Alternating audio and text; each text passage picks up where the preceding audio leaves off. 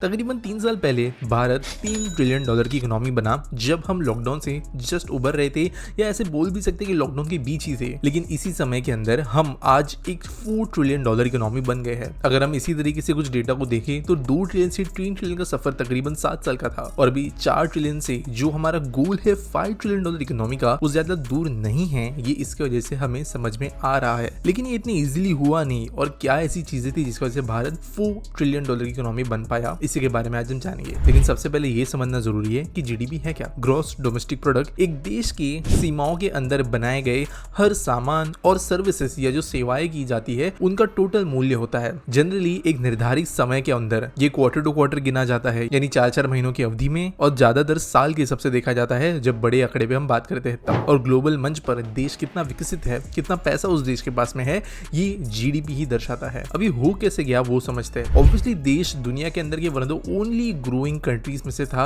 Lockdown के कुछ समय बाद धीरे धीरे बाकी कंट्रीज भी ग्रो होना शुरू हुई, लेकिन जो बड़े देश है उनके अंदर इंडिया एक अकेली ऐसी इकोनॉमी रही थी जो सबसे ज्यादा स्पीड से तो ग्रो हो ही रही थी, लेकिन सिग्निफिकेंटली कोई बड़े चैलेंजेस फेस नहीं कर रही थी। लॉकडाउन के समय पर चाहे वो करेंसी प्रिंटिंग हो, डेब्ट मैनेजमेंट हो, ये सब कुछ इंडिया ने ढंग से किया था, जिसके कारण इतना इशू हमें फेस करने के लिए नहीं मिला। जो हमारी रिजर्व बैंक ऑफ इंडिया है, इन्होंने कहा था कि 6.5% के रेट से हमारी जीडीपी ग्रो होगी, लेकिन इन सारे अनुमानों से अलग हुआ यह है कि देश के अंदर ये आंकड़ा ज्यादा रहा है कंपैरेटिवली। आर्थिक गतिविधियों में आई हुई तेजी की वजह से हमारे जो ये अनुमान थे उससे ज्यादा हम आगे बढ़ पाए। और इनफैक्ट जो S&P ग्लोबल की रेटिंग्स थी, मॉर्गन स्टैनली की रेटिंग्स थी, उनसे भी हम कुछ हिसाब से आगे आए। अब आगे की अगर बात करें तो S&P ग्लोबल रेटिंग्स के अनुसार 2024 से 2026 तक हमारी जीडीपी हर वर्ष 6 to 7.1% से बढ़ेगी, जिसमें बैंकिंग सेक्टर में सुधार होगा और बाकी कई सेक्टर्स भी। मॉर्गन स्टैनली इनका 2024 इंडिया इकोनॉमिक्स आउटलुक के मुताबिक 6.5% की वृद्धि हमें देखने मिलेगी देश के अंदर। लेकिन अगर पिछले कुछ समय को देखें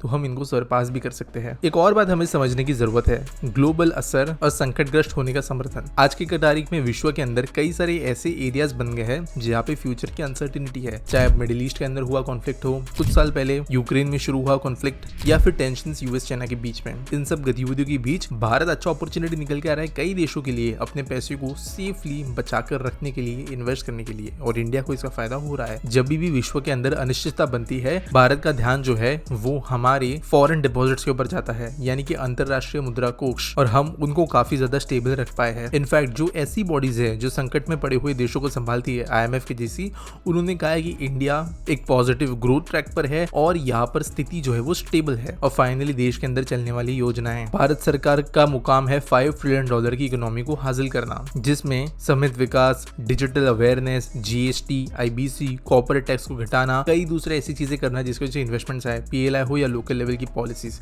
ये सब कुछ ओवरऑल जो है देश की इकोनॉमी को बढ़ा रहे हैं। इसकी वजह से आने वाले समय में प्रोबेबली 2 से 3 साल के अंदर हमें फिर से एक और ट्रिलियन हमारी इकोनॉमी के अंदर ऐड होते हुए नजर आएगा, जिसके कारण हम एक $5 ट्रिलियन इकोनॉमी बन जाएंगे, जो ऑब्वियसली हमें दुनिया की 3rd लार्जेस्ट इकोनॉमी बनने के रेस में काफी आगे ले जाएगा। अब वैसे ये तो समय ही बताएगा कि एग्जैक्टली हमें चीजें किस तरीके से कर पाते हैं, लेकिन काम इसके ऊपर जारी है।